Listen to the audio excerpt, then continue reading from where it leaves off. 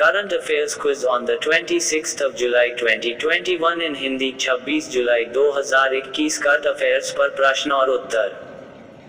प्रश्न 9 सी। विजय कुमार को इनमें से किस आईटी कंपनी के नए अध्यक्ष एवं एमडी के रूप में नियुक्त किया गया है?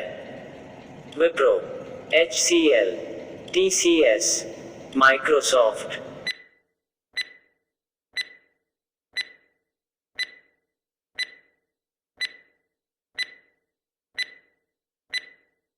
उत्तर HCL, सी।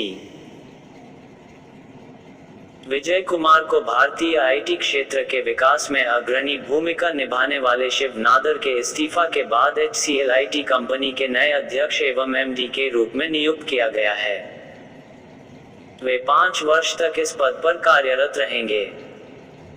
शिव नादर भारत में कंप्यूटिंग और आईटी उद्योग के अग्रणी हैं। उन्होंने 1976 में HCL ग्रुप शुरू किया था।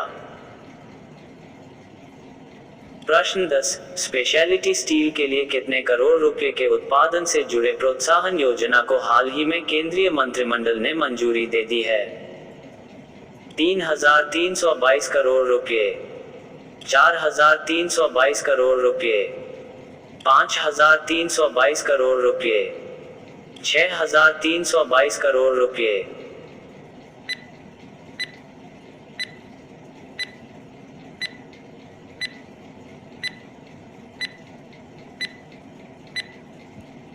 ₹6,322 करोड़ रुपए।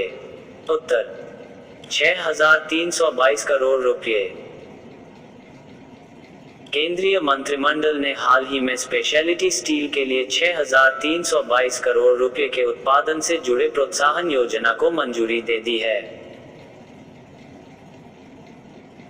जिसका उद्देश्य इस क्षेत्र से घरेलू निर्यात और विनिर्माण को बढ़ावा देना है। इस राशि का प्रोत्साहन 5 वर्षों में दिया जाएगा और इस योजना से 5,25,000 से अधिक नौकरियां विकसित होंगी। प्रश्न 11:26 जुलाई को पूरे भारत में कौन सा दिवस मनाया जाता है? राष्ट्रीय डाक दिवस, कारगिल विजय दिवस, राष्ट्रीय विज्ञान दिवस, राष्ट्रीय ज्ञान दिवस।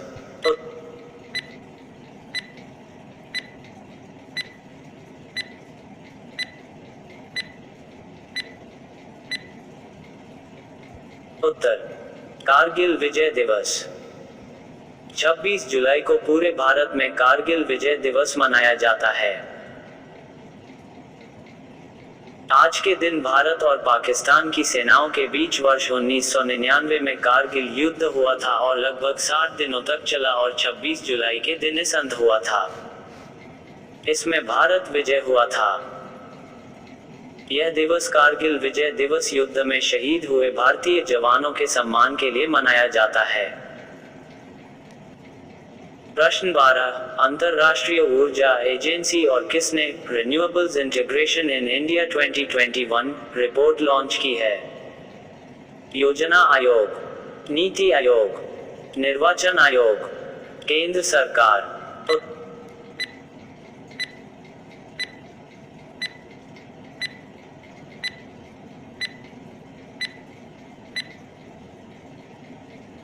उत्तर नीति आयोग। अंतर्राष्ट्रीय ऊर्जा एजेंसी और नीति आयोग ने संयुक्त रूप से renewables integration in India 2021 report launch की है।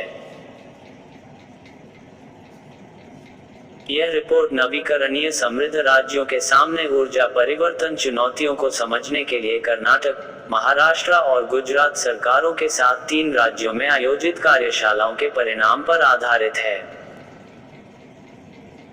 प्रश्न 13 निम्न में से किस आईआईटी संस्थान ने एंटी ड्रोन तकनीकों के समाधान खोजने के लिए इनोवेशन हब लॉन्च किया है?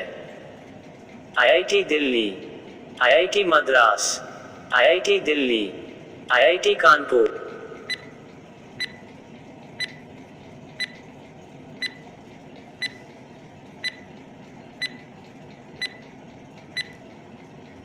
आईआईटी कानपुर। उत्तर आईआईटी कानपुर।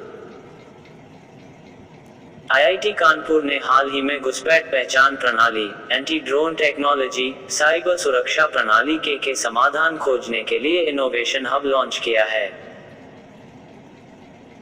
आईआईटी कानपुर का आई हब साइबर सुरक्षा स्टार्टअप के एक जीवंत पारिस्थितिकी तंत्र को बढ़ावा देने के लिए प्रतिबद्ध है। प्रश्न 14, अमेरिका के राष्ट्रपति जो बाइडेन ने अफगान प्रवासियों के लिए कितने मिलियन डॉलर के आपातकालीन फंड को मंजूरी दे दी है? $100 मिलियन, $200 मिलियन, $300 मिलियन, $400 मिलियन?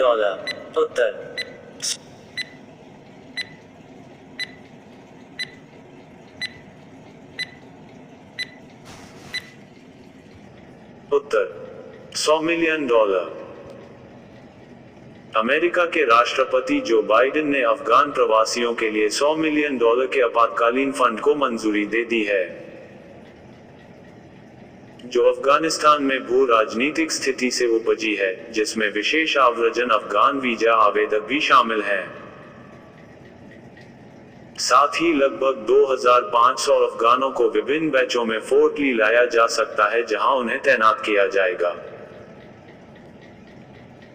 प्रश्न 15, भारतीय टेनिस खिलाड़ी सुमित नागल ओलंपिक खेलों में एकल पुरुष मैच जीतने वाले कौन से भारतीय टेनिस खिलाड़ी बन गए हैं? पहले, दूसरे, तीसरे, चौथे?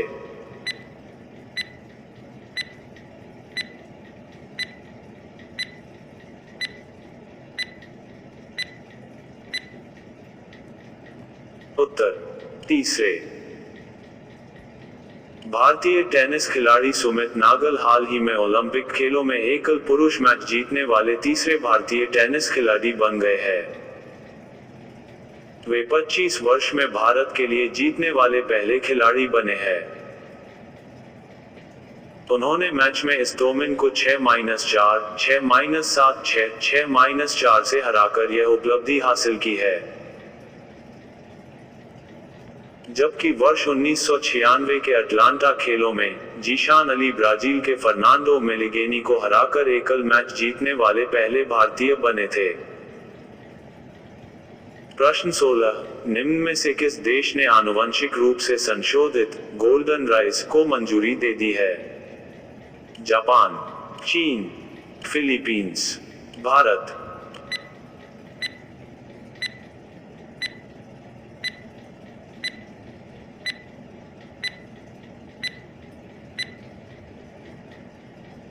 उत्तर फिलीपींस।